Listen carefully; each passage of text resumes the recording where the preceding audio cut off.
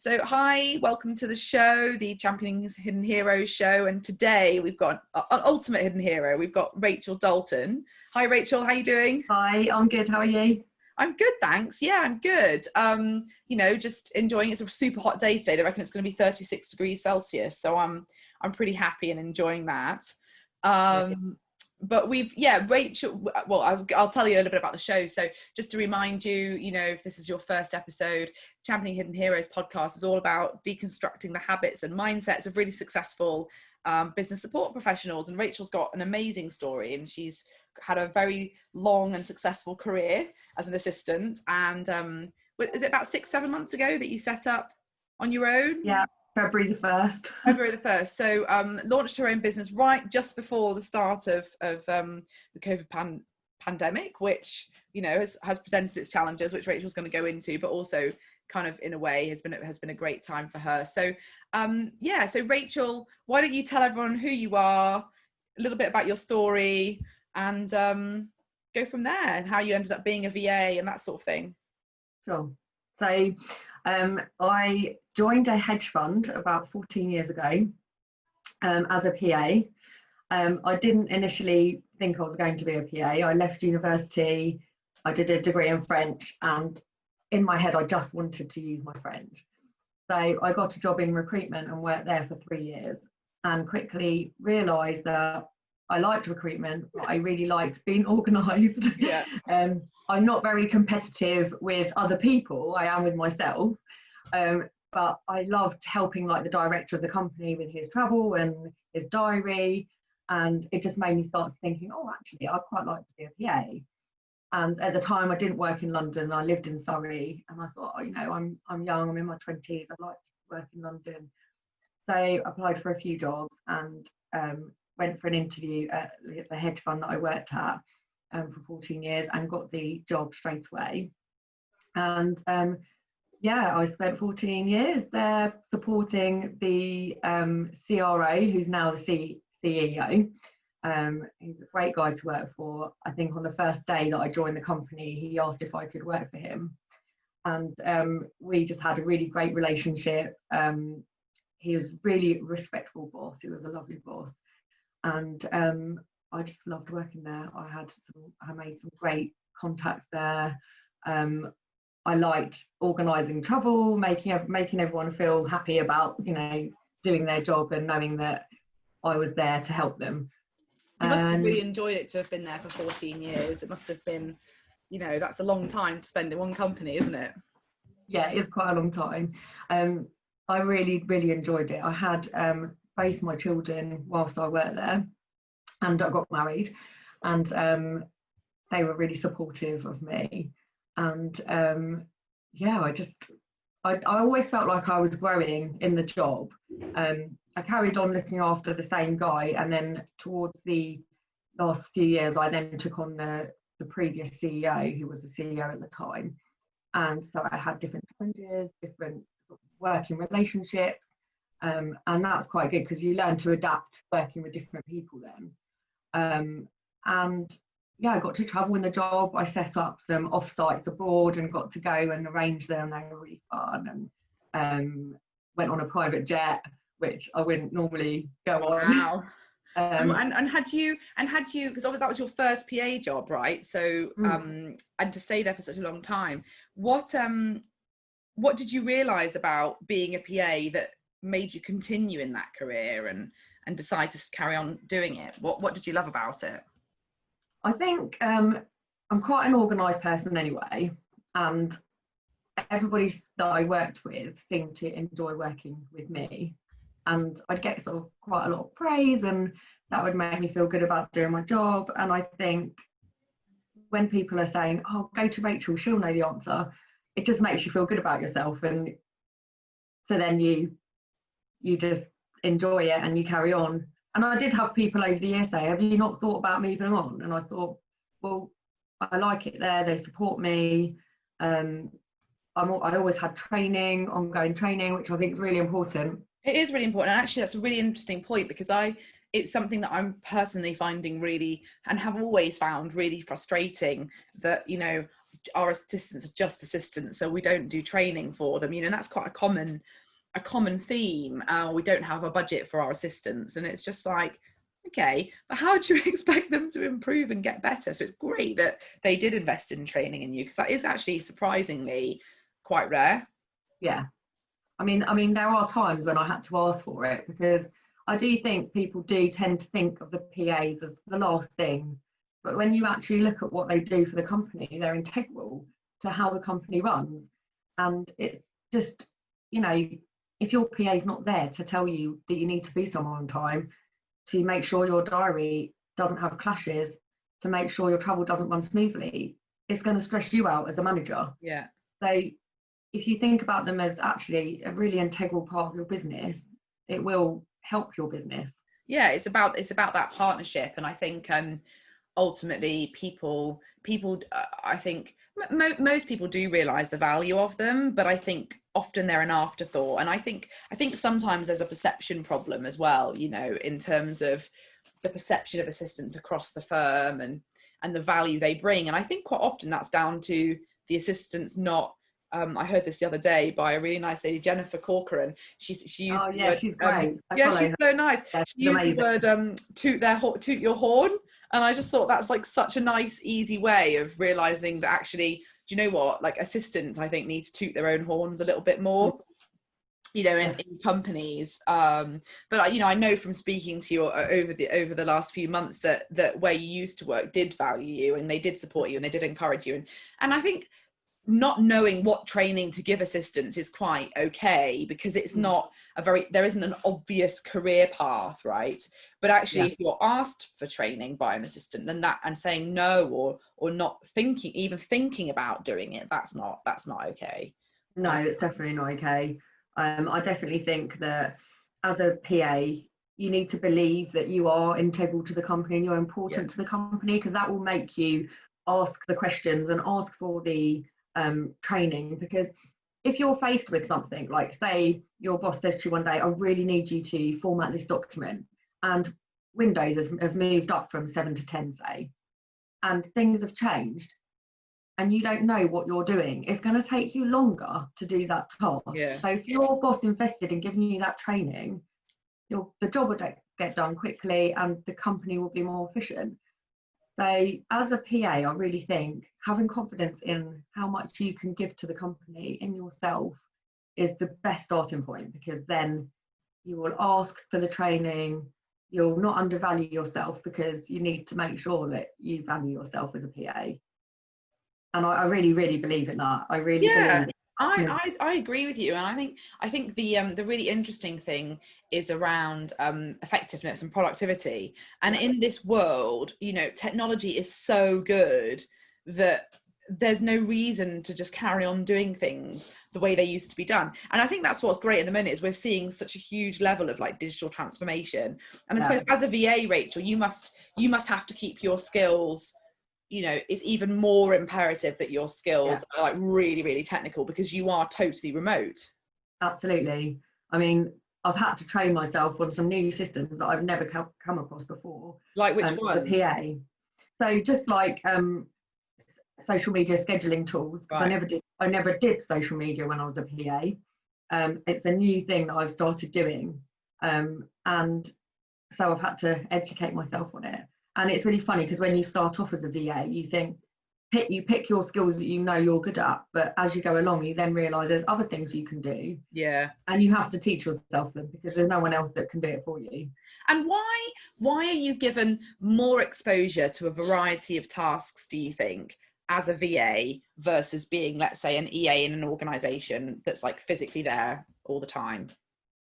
I think because you have a variety of clients that have different needs, you have to be able to adapt. Yeah. And actually, as a PA, I had to adapt so much in my job. I mean, from one minute I was organising the diary, the next minute I was helping get the children into university, the next minute I was organising a massive speaker series with celebrities.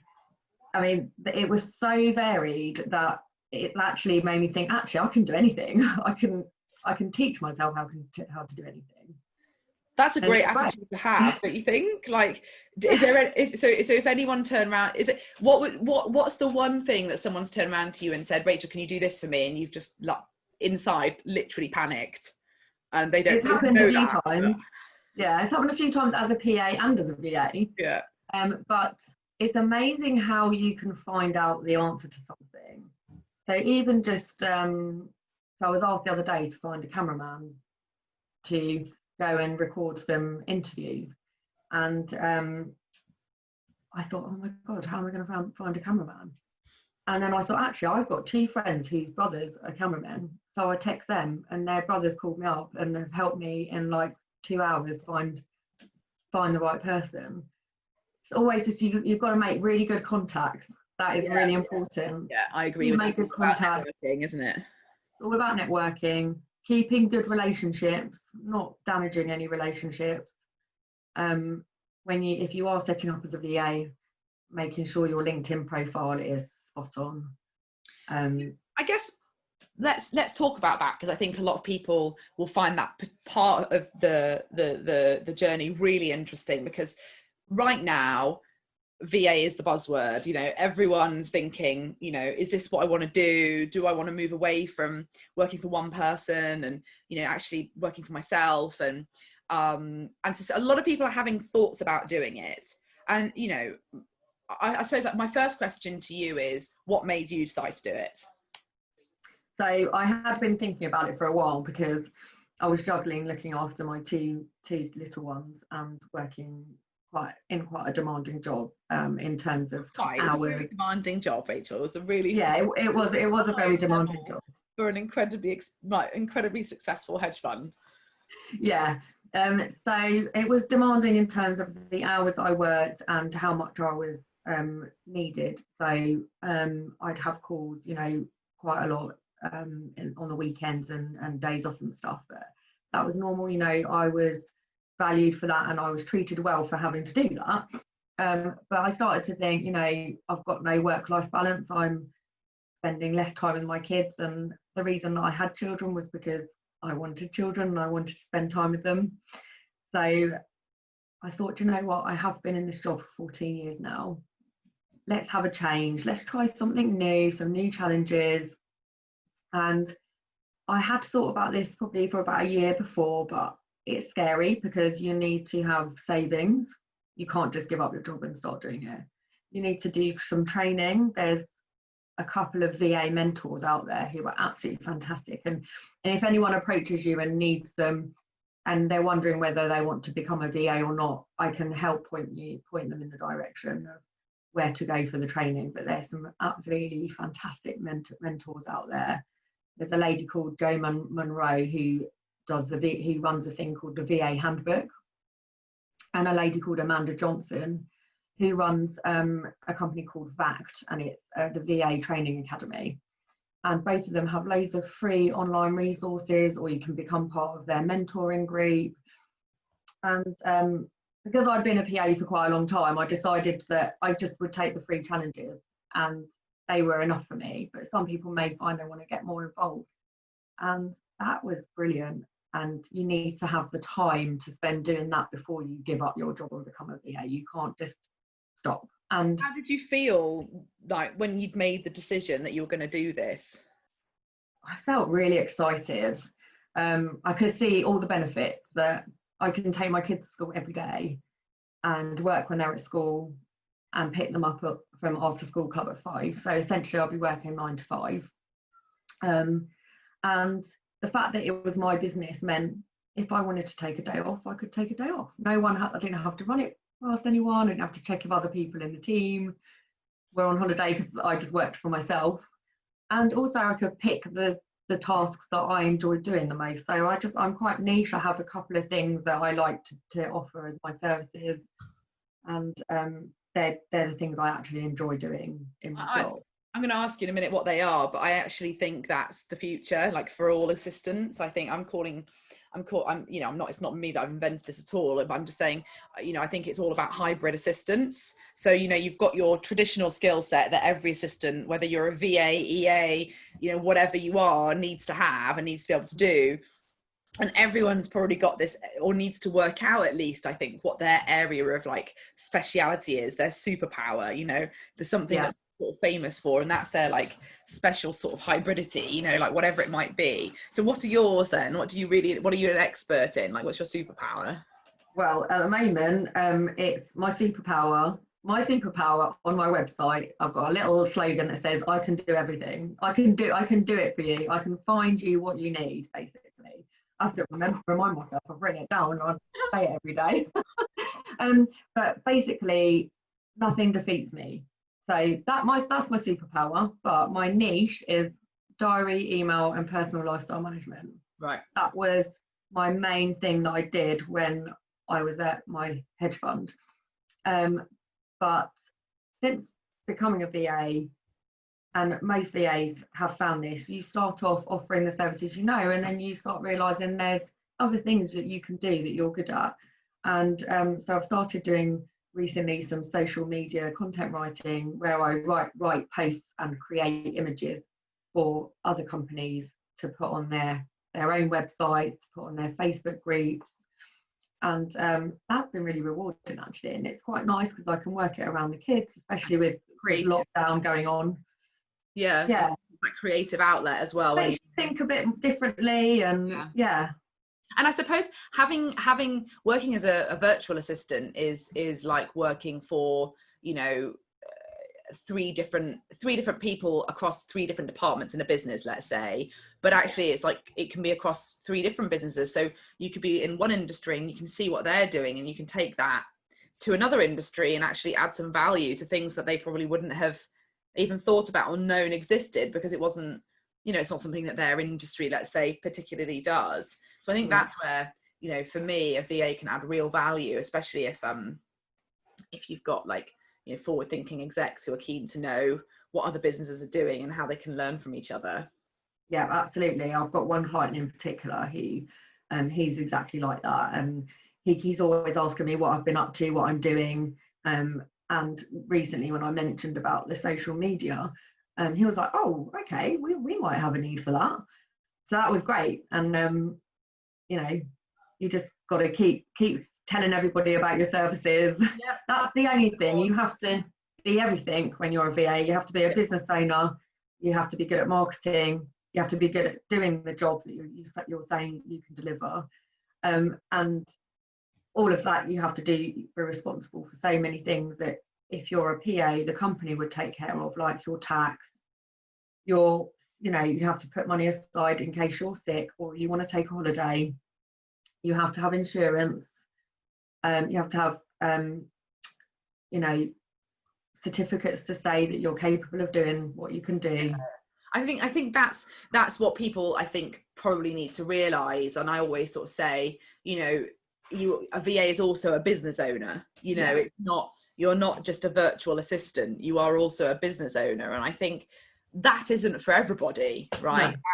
No. Because the level of, yes, you can choose a day for yourself when you don't want to work, but equally you've got to find your own income, So exactly. There's not as much security there as if you worked for a company. So there's pros and cons, right? And I guess whilst people are evaluating that, one of the great things I think to come from COVID is that one of the massive appeals of being a virtual assistant, like you talked about, was like flexible working. It's like having that flexibility. Whereas actually now what we're seeing is, for a lot of assistants who have never had flexible working before, they've now got it. So they're now sort of a lot happier because they can carry on working for a company, but actually having just a little bit of flexibility has just made all the difference for them.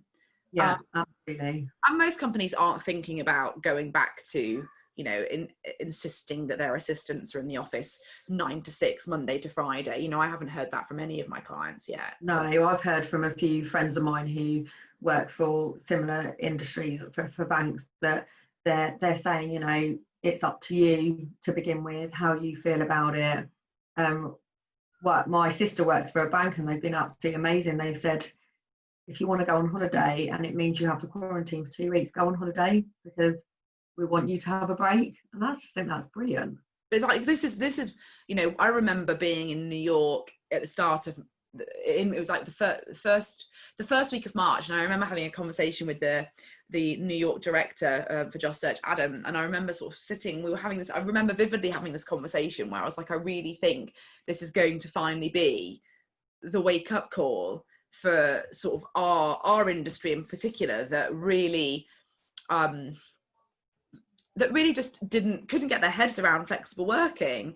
And now nearly every single client I speak to, which is whether it's a private equity firm or a hedge fund or a asset management, and quite traditional firms who in the past, no flexibility whatsoever, are now all saying, we're just so productive and things are going really well for us. There's no rush for us to go back to the office. Yes, we want people to come back, but it's not, we don't, and they're all thinking differently about it, I think, well, if you look at the PA business support industry, there are men in the industry, obviously, but the majority of PAs are women. Yeah, absolutely. And it's about time that they had flexible working, because most women want to have children or want a bit of a flexible lifestyle, and to not be given that, it can be really, really tough. Yeah. And I just think it's not, but I think what's happened, what you've found through the pandemic is, there's challenges for women not getting flexible working, but there's also challenges for men. There's a lot of like FaceTime that has to be done. And, I think that's been quite, from the men I speak to, from the execs I speak to as well, like that's been a massive relief for them, that they don't want to go back to how it was, because they're enjoying being able to like have more flexibility, whether they've got children or not. Yeah. They're enjoying having more of a flexible lifestyle and not having to travel so much, and being able to see their friends, and fitting in exercise and eating better, and then obviously kids then actually helping put their kids to bed, and it's been really beneficial for both men and women. Absolutely. But right, the majority of the industry in business support is female, and female, the balance, the challenges on female around trying to manage it all is really, really challenging. But one of the things that has concerned me massively during the pandemic, and I think is continuing to concern me, is a lot of the responsibility of taking care of the house, looking after the children, that naturally falls on women. And still, not always, but still, and so women have found quite often that they're really struggling because they're trying to keep a full-time job and do all of these things. And what we're possibly going to see is, if this doesn't, if this isn't a lasting thing, is like some reversal of the progress we've made of women in work, and getting women back to work. But hopefully I think businesses are being much more accommodating and supportive generally. So hopefully it won't. I'd like to think that exactly what you just said. I think because women do so much, and that's probably what made me start to think about becoming a VA, is I couldn't do it all. Nobody could do it all. We're not robots. No. I can keep on top of the house, keep on top of making sure my kids had everything they needed emotionally and physically, and look after a CEO of a hedge fund, and say look after yourself and look after myself. No, it's impossible. And because if you don't look after yourself, everything else goes to pot. And I think there are so many women that they might have supportive companies, but society forces them into having to make a decision like I made. And I made my decision because I felt like it was probably the only way I could have a work-life balance. But knowing that it was a job that I enjoyed doing, there are people that I think would not want to be a VA because they thrive on being around other people, and they couldn't isolate and be in a job like this. And actually, if I looked at myself in my 20s, early 30s, I wouldn't have done this then, because it wouldn't have been right for me. I liked going to the office and having a chat and being around the bars of people. But now it's different because I'm a bit older and I've got the kids and I've got different priorities. So it's a really, I think there's so many, I think we have taken so many strides forward during the pandemic, but equally the level of expectation of what you know, people have got to do from their homes is absolutely crazy, especially if you have got children. I mean, I've got 2 children under 4, you've got a 7-year-old and a 4-year-old, and it's just, you know, you're working from home, you're educating your children, you're taking care of them full time, you're cleaning your house, you're, you know, it's absolutely mad, like in so many respects. And I know there's that so much mum guilt flying around as well, isn't there? Definitely, like, you know, I've had many meltdowns where I'm like, oh my god, I'm trying to have a serious business meeting and my daughter's screaming at me, telling me she's done a poo in the potty. I'm like, how am I meant to concentrate and make any sensible decisions here? What's all going on in the background? I know what you mean. So my son came and lay down on the floor next to me the other day while I was having a call, and my daughter brought up a packet of Haribo, and I just gave the Haribo to them. I said, please take it outside. Desperation. And they ate the whole packet while I was on the call. Wasn't it like we used to be so strict about the TV, you know, it's like, no, you know, no. And now it's like, do you want to watch Peppa Pig? Yes, sure, no worries, here you are. Because it's just, you know, the level of expectation on parents at the moment is absolutely, I mean, I think I don't speak to one parent that isn't ridiculously excited about September. Yeah. And it's nice actually that people are being honest about it, because you see on social media now, people are actually saying, oh, I've messed up at this and I've failed at this. And you think, yes, I'm not the only one. Yeah, I think that's got to happen with social media, because people, it was too perfect. The level of you know, the sort of the pressure on people to think you can have it all, you can have a super amazing career and be the best parent, where you're not, of course you're sacrificing something. Yeah, something's going to take it. You can't do all of it really well. It's just it's brutal on all of us, men and women, to try and think that you can do all of those things really well, because you just can't, you know. Something's got to compromise. Something always ends up being compromised, and more often than not, it's your own mental and physical health. It's yourself, absolutely. And everything else gets put first because it has to be. And because you're not necessarily the one that puts yourself first, you know, you don't, which is just not right. But so I think it's really interesting. And what was like the scary, like, was there a really scary time for you when you started out in the first few months? I mean, going into lockdown, it must have been absolutely terrifying having to start a business. It was so strange because I was so excited at first. I had a couple of months garden leave and I took time for myself. And but at the same time, I started building my website, doing my content writing for my website, looking for some clients, getting my LinkedIn profile spot on, setting up my Facebook business page and all of that. And it was so exciting. And I launched on the 1st of Feb. It was going really well. Went to a few networking events and then went to the PA show in London. That was brilliant. I totally recommend any PA or VA to go to that. But if that's allowed to happen, I was going to say, like, if it's allowed to happen. Exactly. Well, they might do it online. But that was fantastic. That was a fantastic event. At the end of February, that was. And then everything stopped.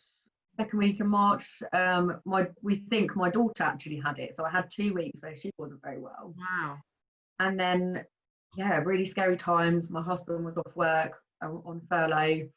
I was trying to do a bit of work, but it was difficult because everyone was anxious about what was going on. I was lucky enough that my client stuck with me, but it did go really quiet. And I was thinking, what have I done? I'm going to have to go back to London and get a job. This is crazy. But I just tried really hard to focus on why I did it and I kept telling myself, I can do this, I'm good at this.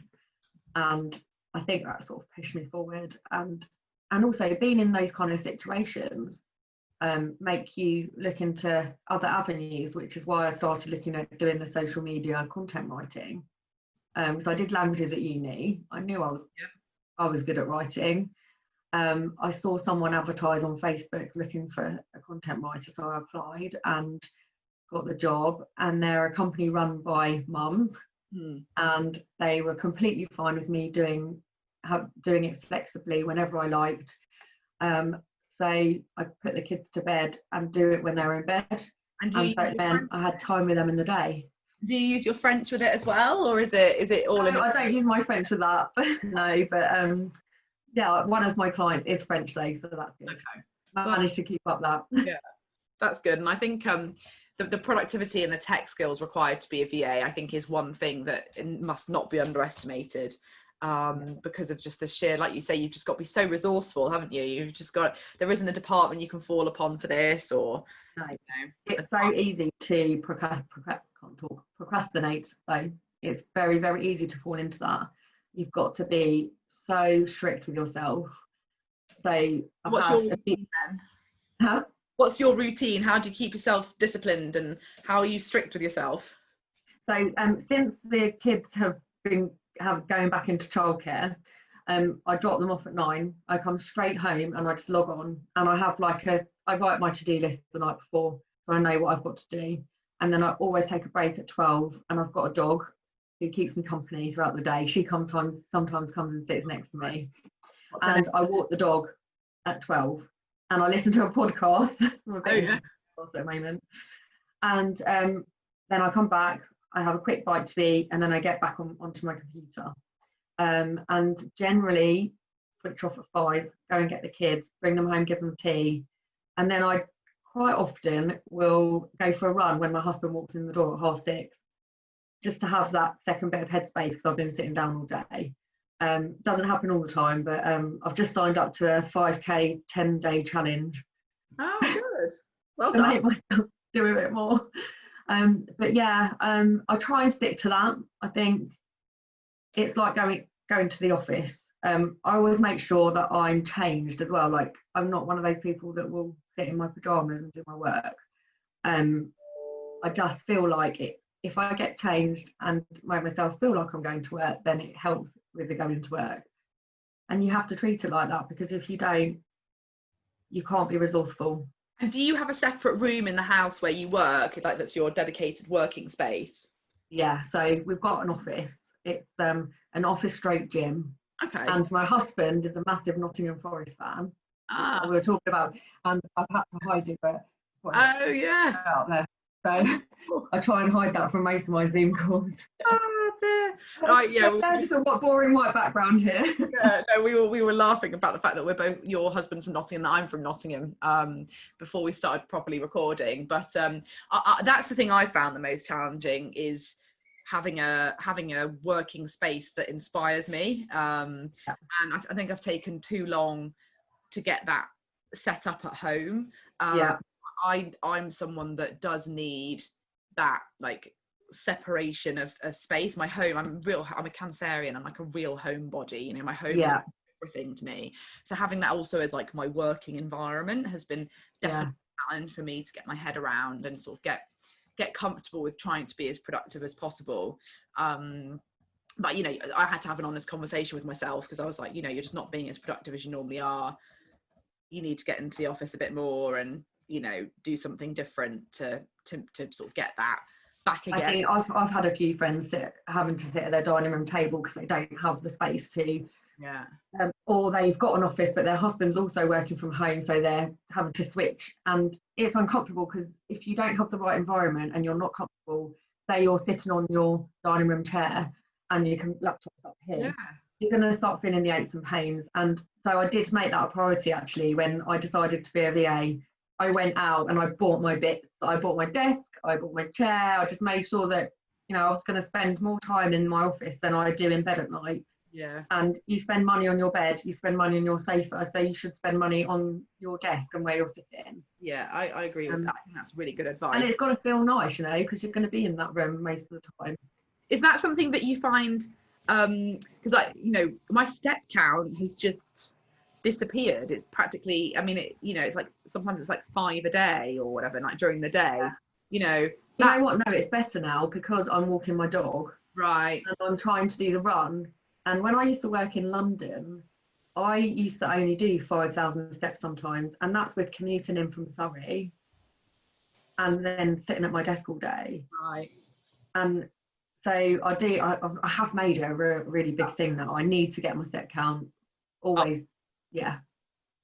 And how's it been? So what's been the best bits about the last 5-6 months of being a virtual assistant, and what are the things that you miss about not being a full-time EA, like you say, in London, working for an office? I think the best bit about everything that's happened lately is having time with my kids, because you never get that time back, and I just think that's really important. Haven't loved the homeschooling too much, to be quite honest. But having to do the juggle more than you normally would. I think the thing I miss about working in the office is being around other people, but that's because I've not been around anyone. Yeah. Whereas when I first started off, I was doing the school run, I was chatting to some of the mums, I was seeing them in the mornings, and then we'd arrange to go for coffee at the weekend and stuff like that. And I keep Friday afternoon off, so I sometimes would meet a friend for coffee on a Friday afternoon.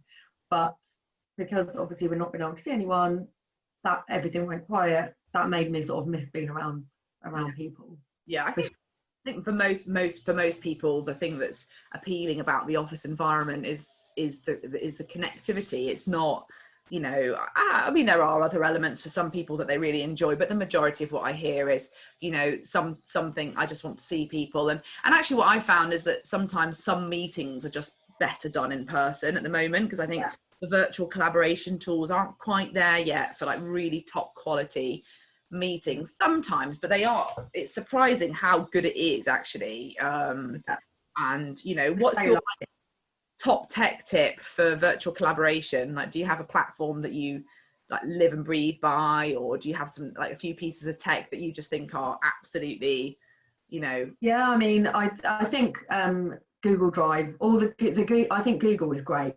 I love Google.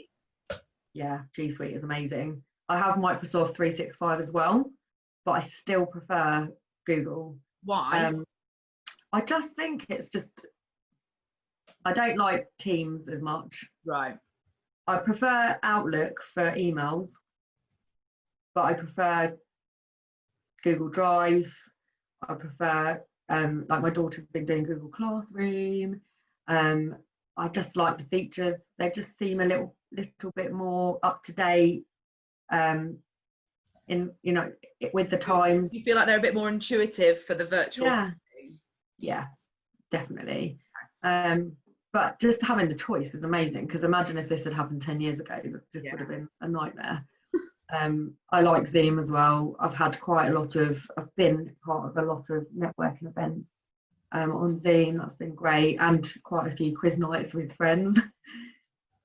Yeah, I think my favorite platform is Google Suite, but I also use a thing called Toggle, and I use it for my time tracking. Oh, okay. And it's really, really good. So you have to click when you start working for someone, but what it does is it will add up your hours for the month, and you can actually see how much you work for them. That's great. Is that something, I was going to ask that, is that something that you, I mean, I know you've got some people that know you as your clients, but is this something you hear from other VAs about, like being challenged on the amount of time you're spending doing stuff? Yeah, so normally most VAs have an hourly rate, but the best way to work is to have a retainer of a certain amount of hours. So say you have a 5-hour retainer a week with a client, it's just good to know that you're sticking to your 5 hours, or at least you can show them, look, you've given me 5 hours work, but I've actually done it in 2.5. And it can show them your productivity just as much as showing you if you think you need to increase or decrease the hours with them. So it's really good for that. I know a lot of VAs use project management tools as well, things like Asana, where your clients can put the work in and you then just go in and do the work and submit it back. Yeah. But I've not needed to use that. I've been quite happy with just general email and then Dropbox, G Suite to share things and submit work back. I've been checking out Trello boards lately. They look quite cool. Yeah. Like a really visual version of like project management, which I thought looked quite nice. But there's so many of them now. Asana is a really popular one, isn't it? Yeah, quite like Hootsuite. If you're scheduling posts, you can do all of your posts in one day, but then schedule them for 7 different days during the week. So once you've done it, you don't have to think about it, which is great, and it's really productive for you as a business, that you're not dipping in and out of having to do it. It's just you do it in one day and it's done. So if you had like one tip for anyone that was thinking about starting out as a virtual assistant now, what would that one tip be? Make sure you're prepared before you do it. Speak to people that are VAs. I have had a few PAs actually ask me for my time, just to tell them about how I found it, what I've done, and that's something I'd always be happy to help anyone with. Just make sure you've informed yourself on everything, and that doesn't just mean the technical things. It also means informing yourself on the personal side of it. Can you cope with being a VA? Is it for you?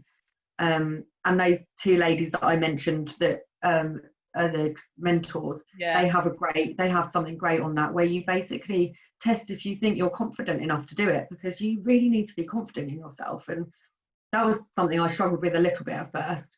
When you know you're good at something, you don't want to keep harping on like, I'm so good at this. It just, you listen to yourself and you think, oh my god, I sound horrid, but you have to do it. And I even, like, one of my biggest challenges at the moment is I need to do some lives, because it's just the thing now that it's one of the biggest selling tools on social media is to do a live. They generate more interest than just posting, and it's something I really think I'm going to have to push myself to do, because it's something I've never been used to, speaking to a camera about myself. But the good thing is, I was talking to a friend the other day and he said, people buy people. So just have that confidence. People will buy it. And also, and I've just got to keep thinking that. I think if we all worry, the reason that's probably stopping you and stops the majority of people about putting themselves out on social media is just worrying about what people think.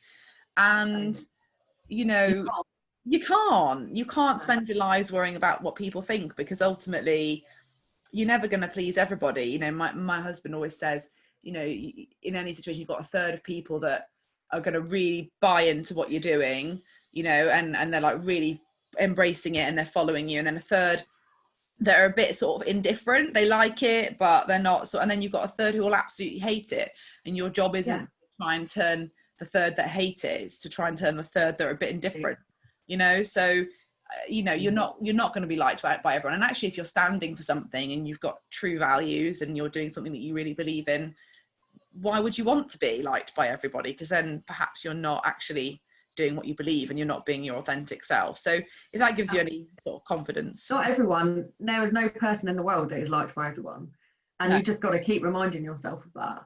And also, your story is your story, you own it. Absolutely. You, like, there's no other person that's done or had exactly the same experiences that you've had.